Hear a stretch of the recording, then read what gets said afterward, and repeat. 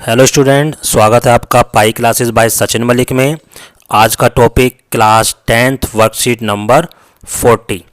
देखिए, इस वर्कशीट को भी पुरानी वर्कशीट की तरह मैंने दोनों भाषाओं में समझाया है, लेकिन जो वर्कशीट का मैंने वीडियो बनाया है वो मैंने हिंदी की वर्कशीट को लेकर बनाया है, क्योंकि हिंदी के बच्चों की संख्या हमारे डायरेक्टरेट में ज़्यादा है। लेकिन मैंने लैंग्वेज दोनों यूज करी है ताकि दोनों ही मीडियम के बच्चे इसको आसानी से समझ सकें। आइए देखते हैं इस वर्कशीट का सॉल्यूशन। बच्चों, ये है हमारी worksheet number 40 class 10th math. ठीक है, वही हमारे हाइट एंड डिस्टेंस पर आधारित सवाल और पिछली वर्कशीट में भी करे थे हमने, इस वर्कशीट में भी कुछ करते हैं हम। देखो, शुरुआत में दे रखा है कि याद करके उत्तर दीजिए, यानी ये जो हम पीछे वर्कशीट कर चुके हैं उनकी हेल्प से ये तीनों क्वेश्चन तुम्हें करने हैं। तो अपने आप थोड़ा सा दिमाग लगाओ और इनके आंसर तुम्हें अपने आप देने हैं। अगर नहीं होगा तो जब नेक्स्ट वर्कशीट हम करेंगे उसमें मैं आपको समझा दूंगा। तो आइए, इसमें जो एग्जांपल्स दे रखे हैं हम डायरेक्ट उन्हीं को करते हैं। सबसे पहला जो एग्जांपल है हमारा, देखो ये साइड में हमें गिवन है। क्या एग्जांपल है, थोड़ा सा इसको बड़ा कर लेते हैं ताकि समझने में आसानी रहे। तो देखो क्या है, 7 मीटर ऊंचा कोई भवन यानी कोई घर, किसी भी टाइप का घर हो सकता है, उसके शिखर से, ठीक है, 7 मीटर ऊंचा। अभी मैं इसमें ऐसे ही बना कर दिखा रहा हूँ और आपको दे भी रखा है। ये हमारा कोई घर है 7 मीटर ऊंचा। इसका शिखर कहाँ है, सबसे ऊपर वाली जो ये पॉइंट है ये इसका शिखर है। इसके शिखर से एक केबल टावर है, ये टावर इससे बड़ा ही होगा, तो ये हमने टावर बना लिया। ठीक है, ये जो टावर है इसके शिखर से केबल टावर का इसके टावर के शिखर का उन्नयन कोण, यानी ये यहाँ से लेकर ये उन्नयन कोण बनाने के लिए एक पैरेलल लाइन भी चाहिए। तो ये वैल्यू हमें ये एंगल हमें दे रखा है 60 डिग्री। ठीक है, और कहता इसके शिखर से ही, किसके, भवन के शिखर से, यानी ये वाला जो शिखर है, इस टावर के पाद बिंदु यानी फुट, इसका अवनमन कोण ये भी दे रखा हमें 45 डिग्री। ठीक है, तो नीचे वाली वैल्यूज को, नीचे वाली लाइन को भी हम मिला लेते हैं। अगर ये 45 है तो ये भी हमारा 45 होगा, नीचे वाला एंगल। और जो भवन है इसकी जो ऊंचाई दे रखी थी, ये दे रखी थी 7 मीटर। तो ये मैंने क्वेश्चन को पढ़ के तुम्हें फिगर बना के दिखाई है। ये फिगर तुम्हारे को बना के दे भी रखी है क्वेश्चन में। आइए उसी में से करते हैं। देखो, ये हमारे को फिगर बना के दे रखी है। अब मैं आपको क्वेश्चन को इसी में समझा देता हूँ। ये हमें फिगर है, ऐसी फिगर बनी है, बस यहाँ पर हमने ABCD, ये क्या था, हमारा भवन था, ये हमारा टावर था। अब देखो, ये एंगल वगैरह सब हमने निकालने हैं। कौन सा ट्रायंगल लेंगे पहले, ये ABC है। इसमें तुम्हें ये वाली साइड पता है 7 मीटर, तो इसकी हेल्प से हम आधार निकाल लेंगे, BC निकाल सकते हैं। और जो साइड हमें निकालनी होती है हम उसको ऊपर रखते हैं। तो कौन सा ट्रायंगल ले रहे हैं हम, ABC में BC बटे AB, आधार बटे लंब, बेस बटे परपेंडिकुलर, ये होता है हमारा कोट। ठीक है, कोट थीटा, थीटा की जगह पर यहाँ पर है 45 डिग्री। तो BC बटे 7 बराबर 1। तो BC हमारा कितना आ गया, 7 मीटर आ गया BC भी। अब देखो, जितना BC है उतना ही हमारा AD है, AD भी हमारा 7 मीटर ही है, ये भी हमारा 7 मीटर आ गया। अब कौन सा ट्रायंगल लेंगे, अब ऊपर वाला ट्रायंगल लेंगे। देखो, दोबारा मैं इसको ले लेता हूँ। हमारा AD हमारा फाइंड आउट हो चुका है, ये कितना आ गया, 7 मीटर। ठीक है, अब हम फिर से ये वाला ट्रायंगल ले लेंगे, ऊपर वाला, जो ऊपर वाला बन रहा है। चलो जी, ये ले लिया हमने। इसकी हेल्प से देखो, इसमें बेस पता है तो परपेंडिकुलर निकाल लेंगे। ट्रायंगल कौन सा, AED, तो ये लेंगे हम ED हमें निकालना तो उसको ऊपर रखेंगे, ED बटे AD, और ये बन जाएगा हमारा tan 60 डिग्री। tan क्यों बना, परपेंडिकुलर अपॉन बेस, यानी लंब बटे आधार, हमारा tan होता है ED बटे 7, और tan 60 की वैल्यू हो गई हमारे पास √3। तो ED बराबर 7√3 मीटर।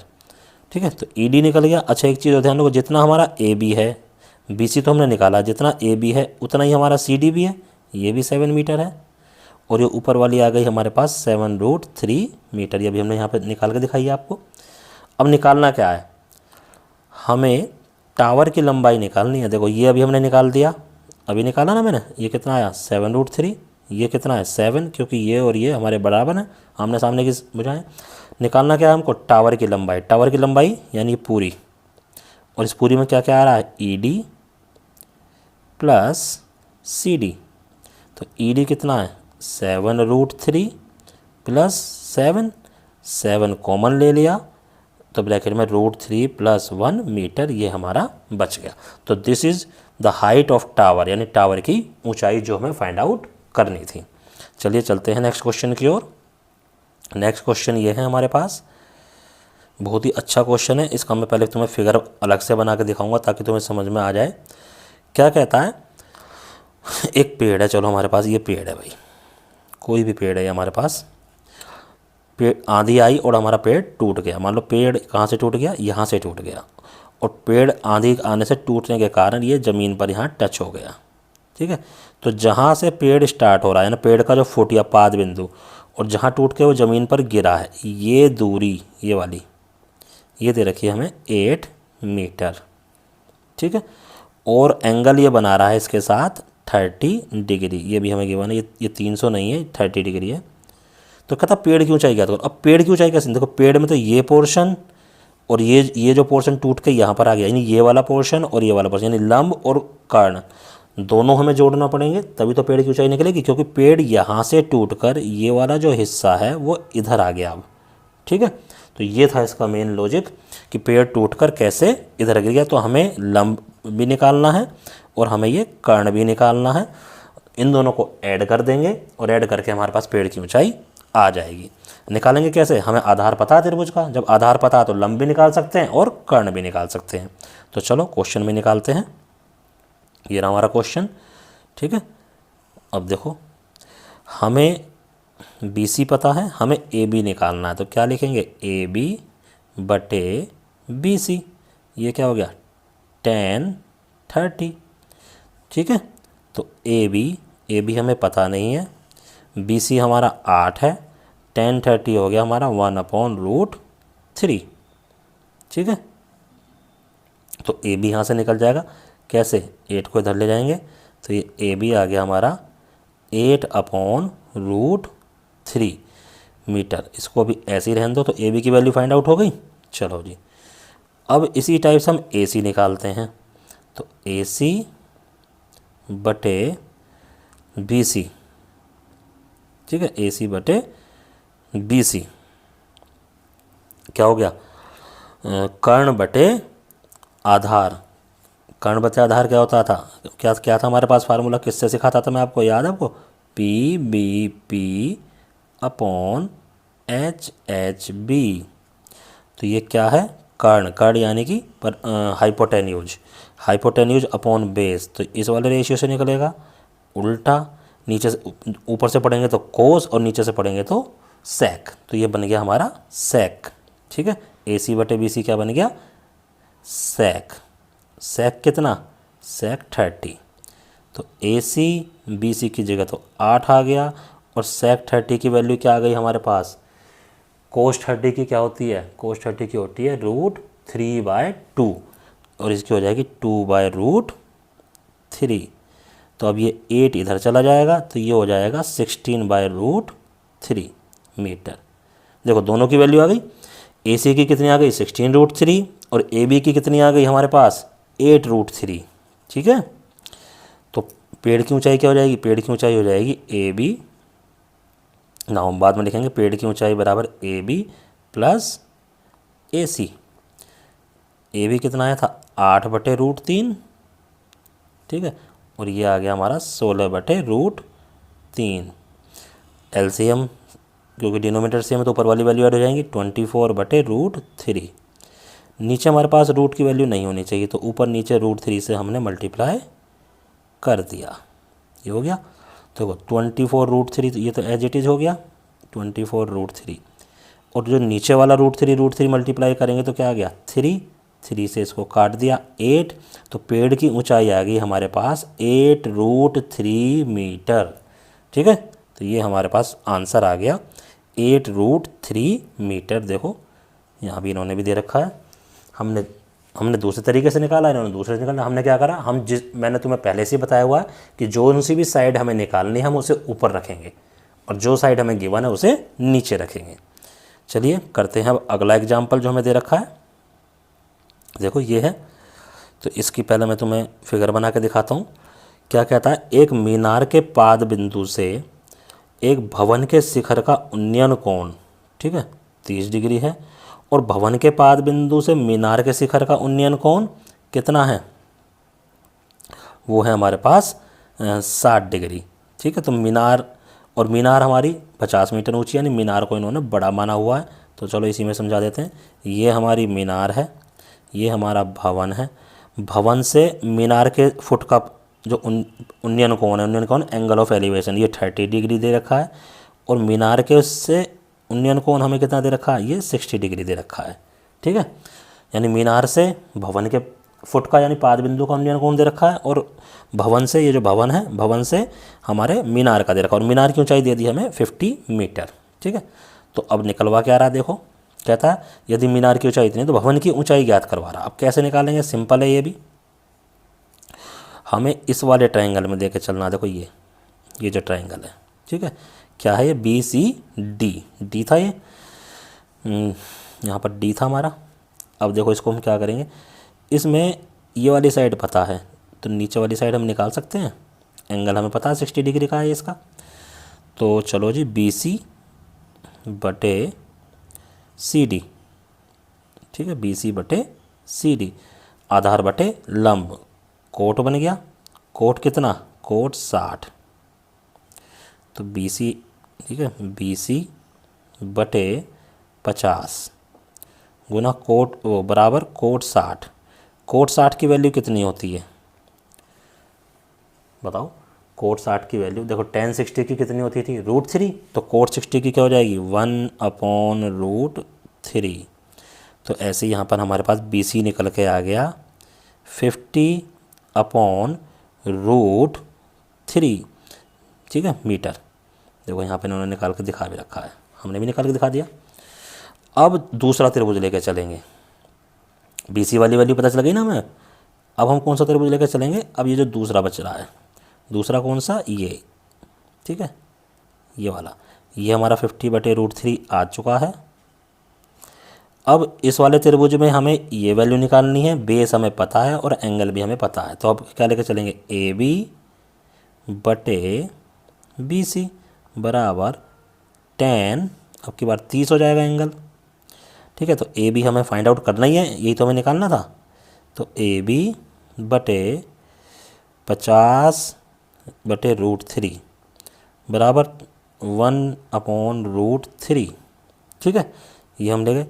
तो AB हमारा इधर ही रहेगा, उधर 1/√3 पहले से ही है, गुणा में 50/√3 भी उधर चला गया।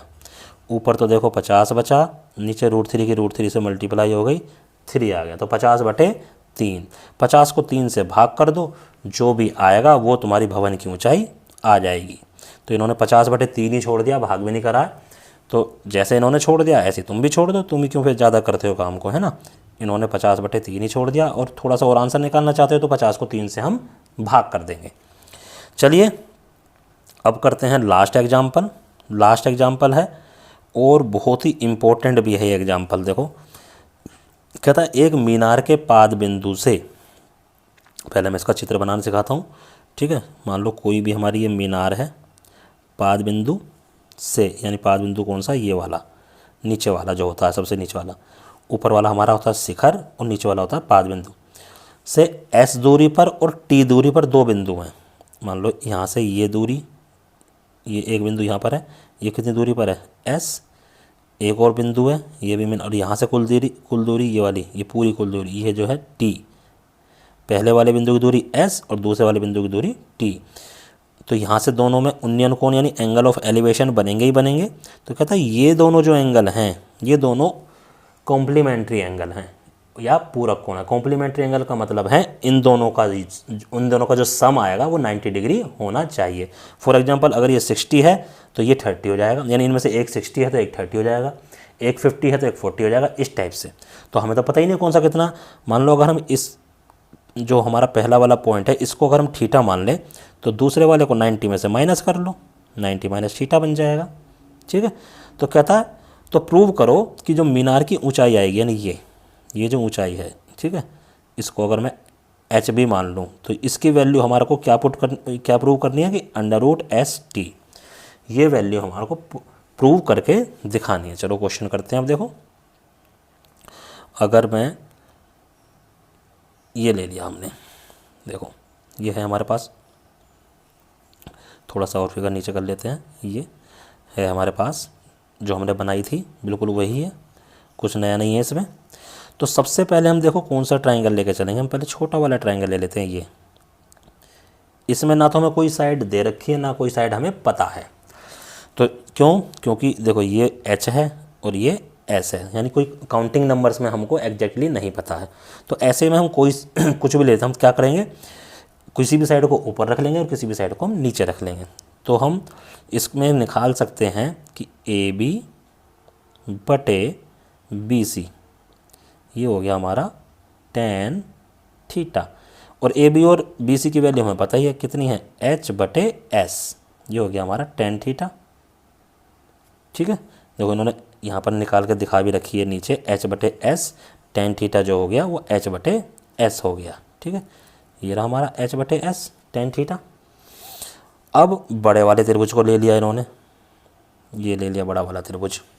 ठीक है, तो बड़े वाला जो त्रिभुज है, अब इन्होंने इसको ले लिया। बड़ा वाला त्रिभुज क्या है, ये पूरा। ऐसे इसमें भी कर लो, इसमें भी AC बटे PC कर दो। तो AC बटे PC यानी कि H अपॉन PC के लिए क्या, T, और ये भी हमारा tan ही बन जाएगा, tan 90 माइनस थीटा। अब यहाँ पर पॉइंट ये है याद रखने वाला, क्योंकि 90 माइनस वाले एंगल तो हमने सीखे ही नहीं है, क्योंकि वो हमारे सिलेबस में था ही नहीं इस बार, तो वर्कशीट में किसी में सिखाया भी नहीं है। तो हम क्या करेंगे, tan 90 माइनस थीटा, याद रखना कि tan 90 माइनस थीटा की वैल्यू कोट थीटा होती है। सिर्फ इस क्वेश्चन के लिए याद रख लो कि tan 90 माइनस थीटा को हम कोट थीटा रख सकते हैं। और ये हमारा इक्वेशन आ गया सेकंड। तो पहली इक्वेशन क्या थी हमारे पास, पहली इक्वेशन थी हमारे पास कि H बटे S tan थीटा, और दूसरी क्या थी, H बटे T कोट थीटा।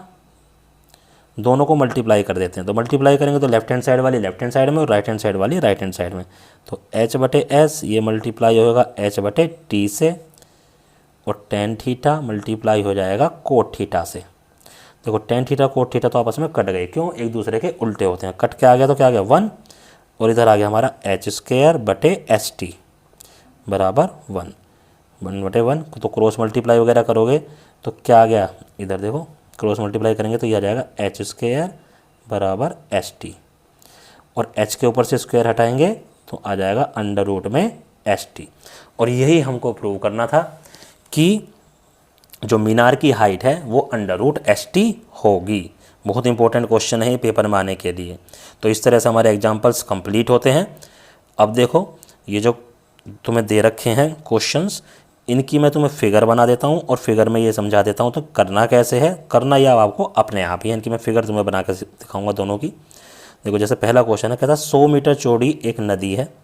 ठीक है, ये हमने 100 मीटर चौड़ी एक नदी भी ले ली। ठीक है, इसका पॉइंट मान ली हमने A और B। ठीक है, यहाँ क्या था P और Q, देखते हैं A और B मान लो भी। इस पर एक, इसके बीचों बीच कहीं ना कहीं यहाँ पर एक टापू है, टापू पर एक पेड़ खड़ा है, ये रहा। ठीक है, तथा P तथा Q नदी के विपरीत किनारे हैं, ये A भी नहीं है, P और Q है। ये P और Q मान लिया हमने, इसको R मान लिया। कहता एक किनारे का जो उन्नयन कोण है वो हमारा 30 डिग्री है, और दूसरे किनारे का जो उन्नयन कोण है वो हमारा 45 डिग्री है, और टोटल चौड़ाई जो है ये हमारी 100 मीटर है। यानी अगर मैं इसको x मान लूँ तो ये हो जाएगी 100 माइनस x। तो क्या कह रहा है, पेड़ की ऊंचाई ज्ञात करो, यानी ये h मान लो। तो देखो एक रिलेशन, तो एक बार तो हम ये वाला ट्रायंगल लेके चलेंगे, तो यहाँ से हो जाएगा h बटे x tan 45, क्योंकि इस वाले में tan 45 है। तो h बटे x बराबर 1, तो h की वैल्यू क्या आ गई x। ठीक है, एक बार तो ये वाला ट्रायंगल ले लिया, दूसरी बार में हम इधर वाला ट्रायंगल लेके चलेंगे। तो ये बन जाएगा h बटे 100 माइनस एक्स बराबर 10 30। ठीक है, क्योंकि हमें h की वैल्यू निकालनी है, तो h बटे 100 माइनस एच बराबर 10 30 की वैल्यू 1/√3। बस इसको क्रॉस मल्टीप्लाई कर लो, h की वैल्यू तुम्हारी इजीली फाइंड आउट हो जाएगी, रूट में आएगी, उससे घबराना मत ना हो। छोड़, अब ये जो छोटे वाला दूसरा क्वेश्चन दे रखा हमें, देखो इसको क्या करेंगे इसमें हम, इसको थोड़ा सा ऐसे ले लें, अभी भी ढक गया, दोबारा थोड़ा सा नीचे करते हैं। अब देखो क्या था, 5 मीटर ऊंची कोई मीनार है, ठीक है, कोई ये हमें दे रखी है 5 मीटर, ठीक है, 5 मीटर ऊंचा है, और इसके ऊपर कोई ध्वज, यानी यहाँ पे इस पे ध्वज दंड का मतलब होता है एक झंडा लगा हुआ है और ये झंडे का डंडा है, ठीक है, यहाँ झंडा लगा हुआ है ये, और यहाँ तक ये इसकी ऊंचाई है, हमने ये लगा दिया। या इसको हम दूसरी डायरेक्शन में ऐसे भी बना सकते थे कि 5 मीटर, ये 5 मीटर हमारी मीनार है यहाँ तक, और इधर ये इसके ऊपर एक झंडा लगा हुआ है, ये यहाँ तक है। क्या था, भूमि पर स्थित किसी बिंदु से, चलो जी भूमि पर यहाँ पर कोई बिंदु है, ध्वज दंड के ऊपरी और निचले, यानी ध्वज दंड के शिखर का, ये शिखर का उन्नयन कोण हो गया, ये हो गया 60 डिग्री, और इसके पाद किसके ध्वज दंड के, यानी उसके जो डंडा लगा हुआ है उसके के निचले सिरे का और ऊपरी सिरे के उन्नयन कोण हमें दे रखे हैं। ये है हमारा, सॉरी ये हमारा सिर्फ इतना है, ये है हमारा 45। ठीक है, तो अब कैसे करें हम क्वेश्चन को, देखो निकालना क्या हमें, ये वाली लंबाई निकालनी है। तो अब कैसे करेंगे हम, छोटा वाला इसके मान लो ये ए, ये बी, ऊपर सी और ये डी। तो पहले हम त्रिभुज लेंगे ए बी और डी, कौन सा वाला, ये वाला त्रिभुज, पहले हम छोटा वाला त्रिभुज लेंगे। इसमें हमें ये चीज़ पता है, आधार निकालना है, तो उल्टा कर देंगे, ए बी बटे ए डी, ये हो जाएगा कोट 45, तो ए बी बटे 5 और कोट 45 1, यानी ए बी भी हमारा 5 ही आ गया, सीधी सी बात है ये। तो अब कौन सा त्रिभुज लेंगे, अब बड़े वाला त्रिभुज ले लो, ठीक है, बड़े वाले त्रिभुज में क्या आएगा, ए ई आएगा ऊपर, मैं इसको मिटा देता हूँ, डायरेक्ट लिख देता हूँ। अब हम क्या लेंगे, बड़े वाला त्रिभुज, उसमें क्या आएगा, ए ई बटे नीचे ए बी, ठीक है, ये हो गया हमारे पास 10 60। ए ई क्या था, ए ई में दो चीज़ें आ रही हैं, एक तो ध्वज दंड की ऊंचाई, ठीक है, ध्वज दंड की ऊंचाई हम मान लो h मान ली थी हमने, और एक मीनार की ऊंचाई वो क्या थी h+5, और ए बी हमारा 5 आ गया था, और ये हमारा आ गया था √3। तो क्या हो जाएगा, h बराबर 5√3, और ये वाला 5 भी उधर चला गया, तो 5 कॉमन ले लो, तो उसकी ध्वज दंड की ऊंचाई, यानी ध्वज दंड यानी जो झंडा लगा हुआ है उसके फ्लैग का जो पोल है उसकी ऊंचाई हमारे पास आ गई 5 ब्रैकेट में √3 - 1 मीटर। तो इस तरह से तुम्हारी ये वर्कशीट कंप्लीट होती है। अब तुम्हें ये चारों एग्जाम्पल और दोनों क्वेश्चन जो ट्राई योर सेल्फ में दे रखे हैं, ये तुम्हें अपनी कॉपी में करने हैं। एग्जाम्पल करने को क्यों बोल रहा हूँ, क्योंकि ये बहुत इंपॉर्टेंट है एग्जाम्पल भी, तो एग्जाम्पल भी करने हैं और ये दोनों क्वेश्चन भी करने हैं। अपनी कॉपी में साफ साफ करो, उसकी साफ सी फ़ोटो खींचो और अपने अपने टीचर को व्हाट्सएप पर सेंड कर दो ताकि वो इसको चेक कर सकें। धन्यवाद।